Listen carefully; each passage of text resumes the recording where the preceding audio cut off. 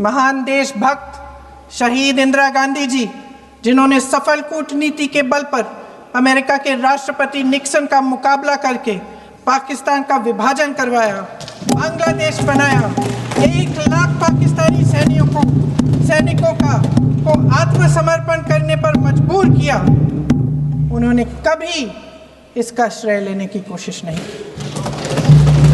Operation सिंदूर का मकसद अगर पाकिस्तान को सबक सिखाना था तो शायद ये मकसद अभी अधूरा है, क्योंकि हमारी कूटनीति विफल रही है।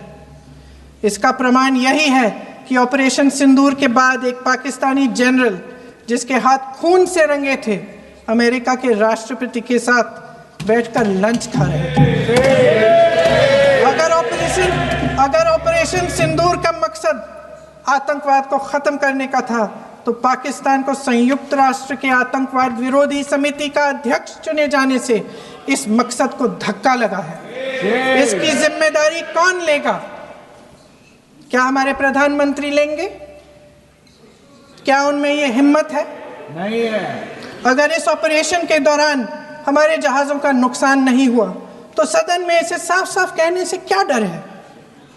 क्यों नहीं कहा है? कल भी रक्षा मंत्री जी ने कहा कि हमारे इंफ्रास्ट्रक्चर का नुकसान नहीं हुआ, तो जहाज़ों के बारे में भी बता दें, साफ साफ बता दें, क्या हर्ज है? सच्चाई तो है। सवालों से बचने के लिए ये सरकार हमेशा प्रयास करती है। इसकी राजनीतिक कायरता बेमिसाल है। देशवासियों के प्रति जवाबदेही का एहसास ही नहीं है। सच्चाई ये है कि इनके दिल में जनता के लिए कोई जगह नहीं है। सब राजनीति है, सब पीआर है, सब प्रचार है, सब पब्लिसिटी है। देश की जनता के लिए आपके हृदय में कुछ नहीं रहा। बहुत समय हो गया है आप इस प्रचार में ही लिप्त हैं, जनता को देख नहीं पा रहे हैं। देश की सेना ने सफलतापूर्वक सर्जिकल स्ट्राइक की तो तुरंत कांग्रेस वालों ने सेना से सबूत मांगे थे, लेकिन जब उन्होंने देश का मूड देखा, देश का मिजाज देखा, तो सुर उनके बदलने लगे और बदल करके क्या कहने लगे? कांग्रेस के लोगों ने कहा ये सर्जिकल स्ट्राइक क्या बड़ी बात है, ये तो हमने भी की थी।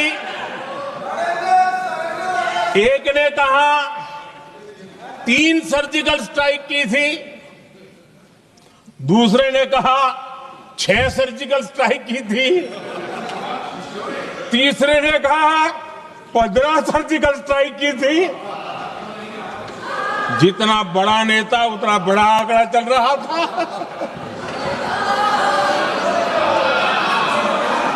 आदरणीय अध्यक्ष जी, इसके बाद बालाकोट में सेना ने एयर स्ट्राइक की। अब एयर स्ट्राइक तो ऐसी थी कि वो कुछ कह नहीं सकते थे, इसलिए ये तो नहीं कहा कि भाई हमने भी की थी। उसमें तो उन्होंने समझदारी दिखाई, लेकिन फोटो मांगने लगे। एयर स्ट्राइक हुई तो फोटो दिखाओ, क्या कहां गिरा, क्या तोड़ा, कितना तोड़ा, कितने मरे, बस यही पूछते रहे। पाकिस्तान भी यही पूछता था, ये भी यही पूछते थे। इतना ही नहीं, आदरणीय अध्यक्ष जी, जब पायलट अभिनंदन पकड़े गए तो पाकिस्तान में तो खुशी का माहौल होना स्वाभाविक था कि उनके हाथ में भारतीय सेना का एक पायलट उनके हाथ लगा था। लेकिन यहां पर भी कुछ लोग थे जो कानों कानों में कह रहे थे, अब मोदी फंसा, अब अभिनंदन वहां आए, मोदी ला करके दिखा दे, अब देखते हैं मोदी क्या करता है। आज डंके की चोट पर अभिनंदन वापिस आएगा।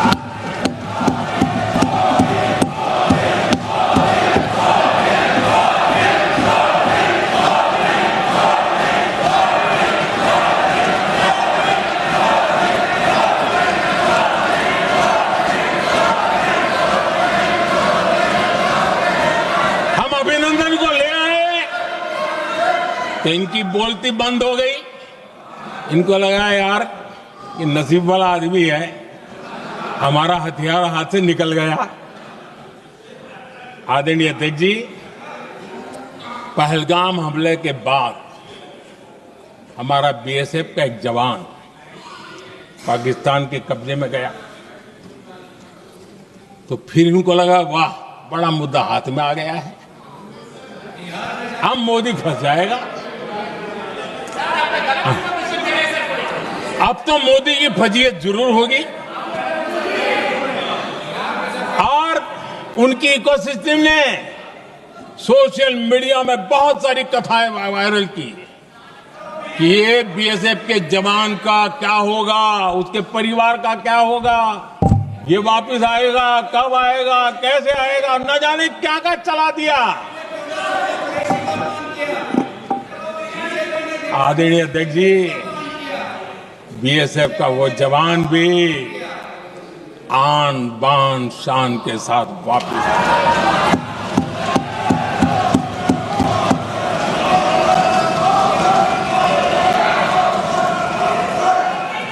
आतंकवादी रो रहे हैं, आतंकवादियों के आका रो रहे हैं, और उनको रोते देखकर यहां भी कुछ लोग रो रहे हैं।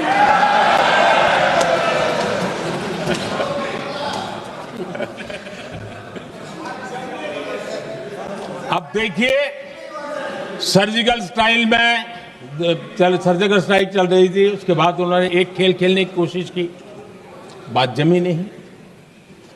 एयर स्ट्राइक हुई तो दूसरा खेल खेलने की कोशिश की, वो भी जमी नहीं। जब ये ऑपरेशन सिंदूर हुआ तो उन्होंने नया पैंतरा शुरू किया। और क्या शुरू किया? रोक क्यों दिया? पहले तो मानने को तैयार नहीं थे कि मुक्त करते, अब कहते रोक क्यों दिया। वाह रे बयान बहादुरों,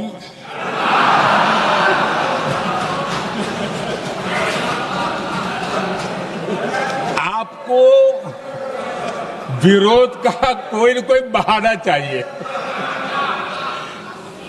और इसलिए सिर्फ मैं नहीं, पूरा देश आप पर हंस रहा है।